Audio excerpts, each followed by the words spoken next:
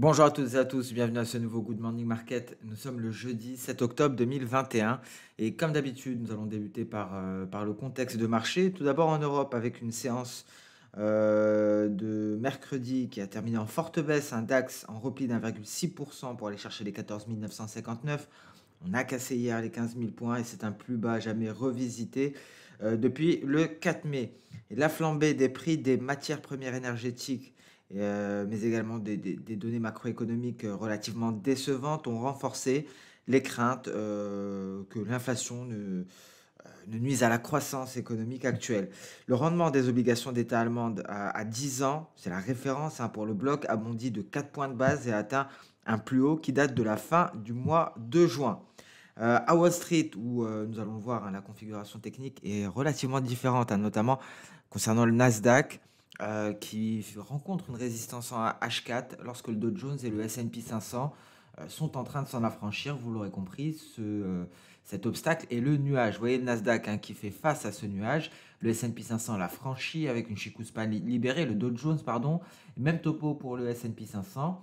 Mais pour le S&P 500, la Chikuspan s'attaque à peine à la Kijun et n'a pas traversé le nuage.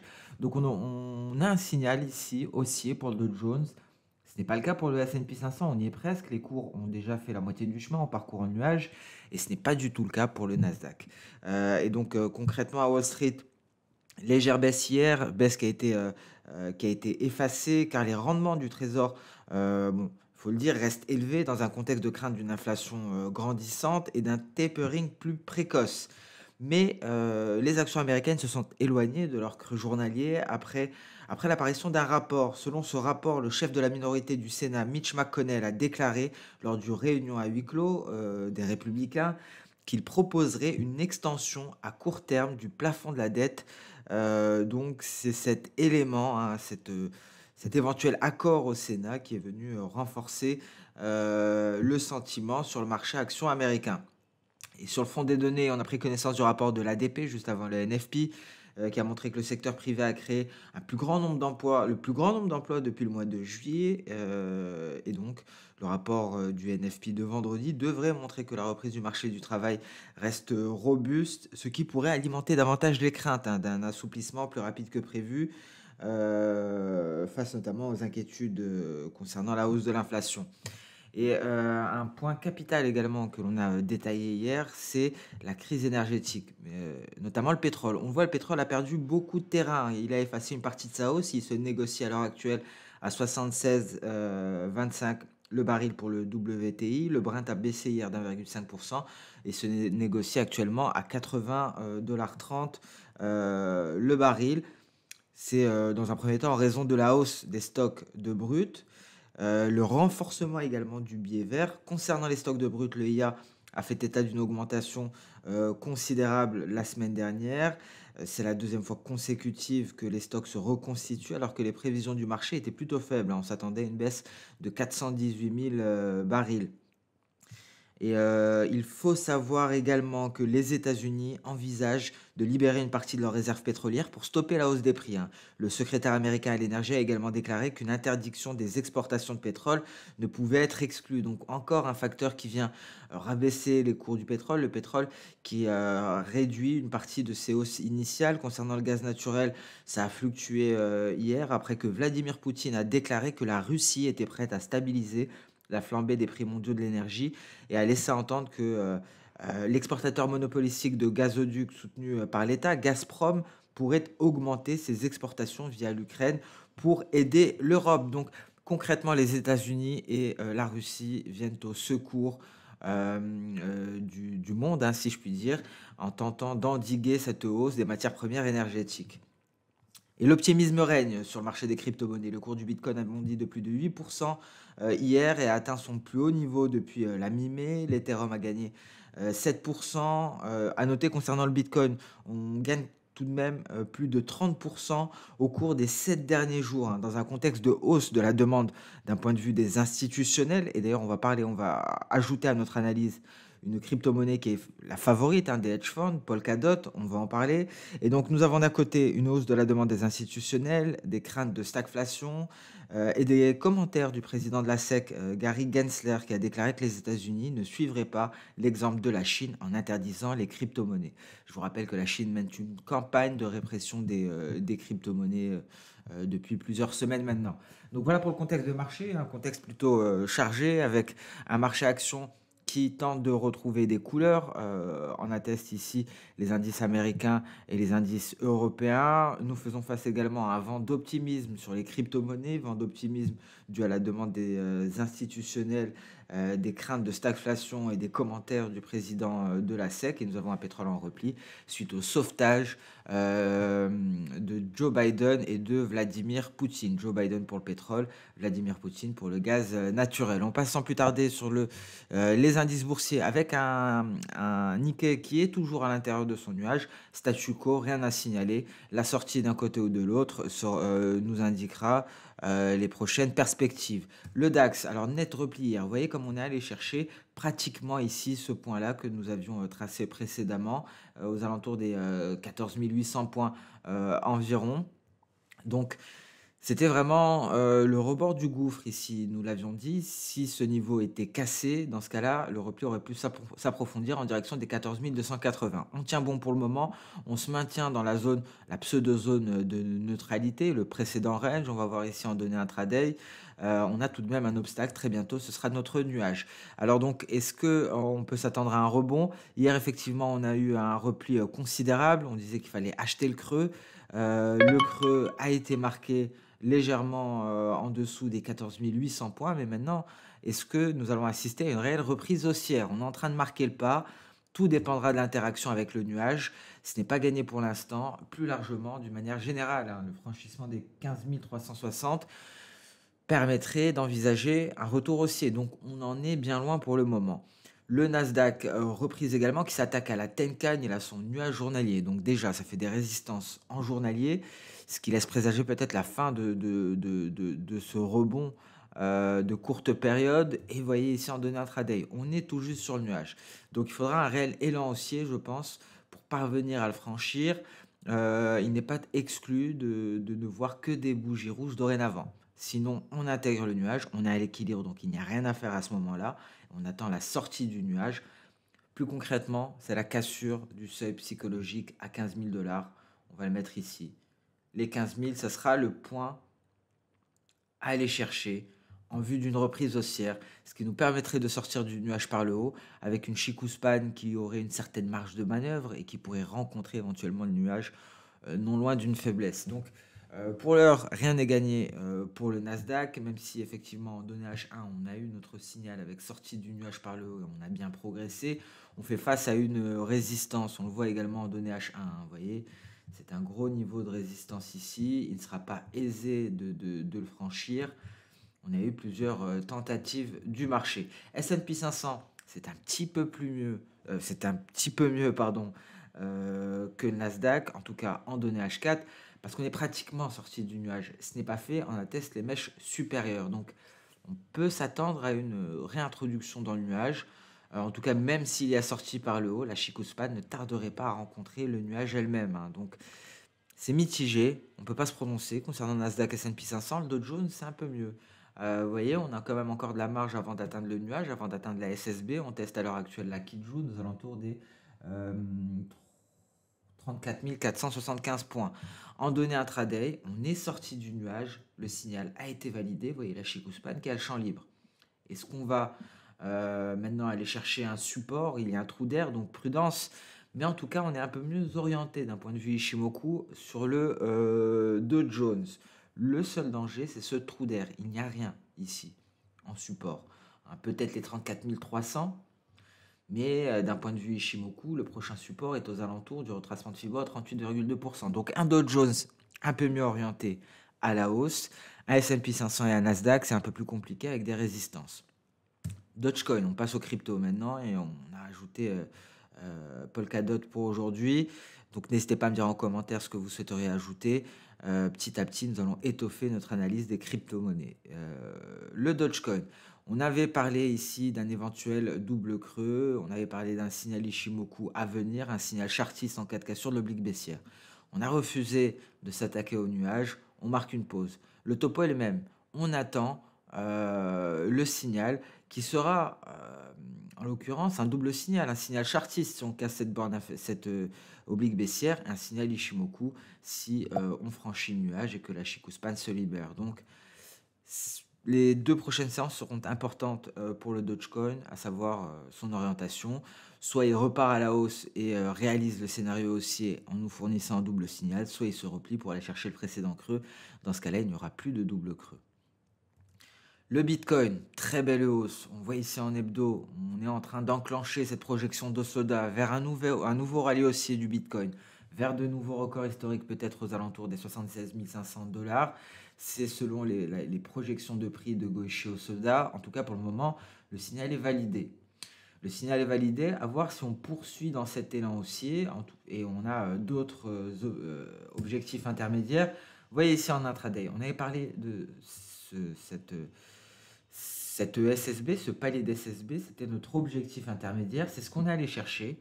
On marque une pause à ce niveau-là, aux alentours des 55 330 $. Si on se hisse au-dessus, on a les 57 000 avant les 60 000. Donc le scénario haussier est en train de se déployer petit à petit. Il y avait eu, nous l'avions dit, un très beau signal Ishimoku d'achat ici. C'était très propre, confirmé par le chartisme, par cette résistance considérable, seuil psychologique des 50 000 $. Le franchissement de cette zone a renforcé le signal Ishimoku. Très belle impulsion haussière par la suite. Et à voir maintenant comment réagit le Bitcoin avec cette résistance. L'Ethereum, on est très proche de la projection d'Osoda, on n'y arrive toujours pas, on le voit ici en données H4, en données journalières, on a eu un beau signal Ishimoku d'achat, Chikuspan qui a le champ libre, configuration classique, on fait un pullback sur le nuage.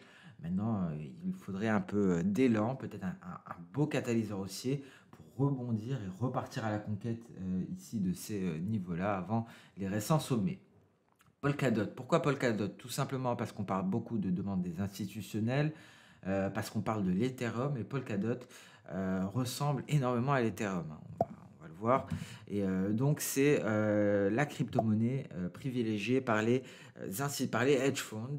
Et il y a eu de récentes mises à jour qui renforcent donc les perspectives haussières. Et on le voit ici, la similitude avec l'Ethereum. Les graphiques se ressemblent énormément. En tout cas, ils réagissent aux mêmes choses. Tout simplement, tout ce qui changera, c'est l'amplitude des mouvements. Donc, Ethereum ou Polkadot, il faut faire son choix. Les hedge funds, visiblement, préfèrent Polkadot. Et ici, donc, ces mises à jour qui renforcent les perspectives haussières semblent confirmées par la configuration technique. On a un nuage qui fait office de support ici. Et ce qui va nous intéresser, on va s'intéresser au retracement de Fibonacci. On va s'intéresser au retracement de Fibo de la récente hausse. On va le faire ensemble. Je l'ai fait sur un autre graphique, je ne sais plus où je l'ai mis, donc je le fais avec vous. On prend la récente hausse qui nous a entraîné vers les sommets. Ce que l'on voit ici est très intéressant. On a une grosse résistance, c'est le retracement à 38,2%. Donc concrètement, si on casse cette résistance, on peut s'attendre donc à une nouvelle percée haussière. Et là, l'objectif sera 39,110 ici. Ce qu'il faut également signaler, c'est que nous sommes tout de même en dessous de la Kijun. On a du mal à valider le franchissement de la Kijun. Cette fois-ci, la Kijun vient renforcer les 38,2%. Donc la prochaine fois pourrait être la bonne. J'espère qu'on en parle au bon moment. En tout cas, prochain objectif, le retracement à 23,6% si on franchit le 38,2%. Une tendance haussière qui pourrait être soutenue par un nuage qui est en train donc de remonter légèrement. À noter qu'on a un gros palier d'SSB qui correspond également à la Kijun actuelle. C'est un autre palier de Kijun, donc c'est vraiment un gros niveau ici. C'est un très gros niveau, et la cassure de cette zone serait un réel signal qui plaiderait en faveur d'une poursuite haussière. Voilà le gros niveau à aller casser concernant le Polkadot. Et on pourrait s'attendre à un retour au 39,110. On passe à présent. Alors les Good Morning Market seront de plus en plus longs. J'espère que ça vous va, parce qu'on va voir de plus en plus de crypto-monnaies. On a de plus en plus de choix, et j'en suis ravi. Le gold, rien à signaler, toujours aux alentours des 50%, retracement de Fibo à 50%, 1750 dollars l'once. On passe directement sur le pétrole. Vous voyez ici cette configuration hebdo. Prudence, peut-être retournement baissier. En tout cas, les déclarations de Joe Biden pèsent sur le brut. C'est un retour en arrière considérable. On est sur le seuil psychologique des 76 dollars et on pourrait perdre davantage de terrain, hein. On pourrait aller chercher les 74, voire les 73, 50. Est-ce que ça remet en cause la tendance haussière générale? Pas du tout, hein. Donc c'est tout à fait normal, une correction dans une tendance haussière saine. D'un point de vue intraday, vous voyez le repli, hein, on peut effectivement aller chercher le nuage ici en intraday, encore une fois, 74, 70 ici, le nuage en données H4. Le gaz naturel, repli considérable. Alors avant, c'est à cause des États-Unis, cette fois-ci, c'est à cause de Vladimir Poutine, de la Russie. La Russie, donc, qui vient au secours de l'Europe à travers Gazprom. Et donc, cela rassure quelque peu les marchés. On a parlé de ce risque de pénurie de gaz naturel, des stocks qui ne se sont pas reconstitués suite à l'année dernière, une demande qui ne cesse d'augmenter. La Russie est là et cela donc entraîne un repli considérable des cours. Même question que pour le pétrole, est-ce que cela remet en question la tendance haussière? Non, pas du tout. La correction est certes très forte, mais la hausse l'a également été. Pour l'heure, c'est un retour à la moyenne. On est sur la Kijun, il n'y a pas péril dans la demeure. Effectivement, si on venait aller chercher les 4,750, là il faudrait s'inquiéter. On en est bien loin pour le moment. Donc c'est peut-être justement cette chance dont on parlait. Le gaz naturel donne peut-être une nouvelle chance avant un nouveau rallye haussier. On en parlait hier seulement, hein. Et hier, le gaz naturel nous a entendu avec une baisse considérable. Il continue aujourd'hui. Et lorsqu'on est très loin de la Kijun, ces retours à la moyenne, ces retours à la Kijun sont peut-être les opportunités que l'on attend. Alors rien à signaler pour le café, le copper, on reste extrêmement patient encore pour le moment. On l'a dit, c'est le franchissement du nuage et peut-être qu'on aura la chance d'y assister dès le début, peut-être un prochain rallye. Le blé est revenu à la projection de Soda, il se maintient plus ou moins à l'équilibre. Il va peut-être nous dessiner quelque chose avant de repartir à la hausse. Voilà pour le compartiment des matières premières, en passant plus tarder sur le marché d'échange avec un dollar américain en hebdomadaire, tout d'abord avec ce double creux. On est dans le nuage. Pour le moment, double creux, rien à signaler, le dollar reste fort, attention au NFP demain. On est aux alentours du sommet du 2 novembre. Est-ce qu'on va se hisser au-dessus? Si on se hisse au-dessus, ça renforcerait la probabilité de sortir du nuage en données hebdomadaires. L'euro-dollar s'éloigne, hein, de ce gouffre technique. Les perspectives baissières sont en train de se renforcer. L'euro-dollar est au tapis et on pourrait aller chercher beaucoup plus bas. On va marquer une zone en particulier qui pourrait nous intéresser dès demain, les 1,1440 environ, dès demain lors de la publication du rapport NFP. Je passe à présent au GBP-USD. On se stabilise aux alentours de V, rien à signaler. USD-Yen, on en a parlé hier. On ne parvient pas à s'affranchir des 111 650 conditions. L'une des premières conditions pour éventuellement aller chercher les 113 343. Et c'est tout ce que j'ai pour vous aujourd'hui concernant le marché d'échange. Donc des good morning market de plus en plus longs, de plus en plus d'actifs abordés. Alors, je ne fais toujours pas de points sur le CAC 40, je m'en excuse, hein, j'attends de travailler un peu plus mes graphiques sur le CAC et je garde mon élan pour les crypto-monnaies. Nous allons ajouter de plus en plus de crypto. Je compte sur vous en commentaire. N'hésitez pas à me dire ce que vous souhaiteriez que l'on aborde. Beaucoup de crypto, de nouvelles crypto-monnaies. Vous retrouverez le tout ici dans l'onglet CRT, toutes les cryptos que nous proposons. Pourquoi je vous en parle, hein? Tout simplement parce que vous voyez ici, concernant les cryptos, hein, le sentiment acheteur, c'est principalement concernant des cryptos, hein, très souvent. Pourquoi? Parce que les perspectives haussières sont très fortes. Je pense que ça vaut le coup d'en parler. Et donc, nous avons ajouté progressivement Polkadot, Dogecoin. Les prochains seront très certainement Cardano et Stellar. Si vous avez d'autres suggestions, vous avez la liste ici et n'hésitez pas à me le dire en commentaire. Merci à toutes et à tous pour votre fidélité. Je vous souhaite une très bonne séance de trading, une très bonne journée. On se donne rendez-vous dès demain. Vous voyez le pétrole qui approfondit sa baisse. On se retrouve dès demain, séance capitale avec la publication du rapport sur l'emploi aux États-Unis, mais également au Canada. Et d'ailleurs, j'en profite, je n'ai pas parlé effectivement de l'USD-CAD très rapidement. Pourquoi ça va nous intéresser l'USD-CAD dès demain? Souvenez-vous, on a une probable formation en épaule-tête-épaule et donc 14h30, ce sera une heure décisive pour l'USD-CAD avec la publication du NFP et du rapport sur l'emploi canadien.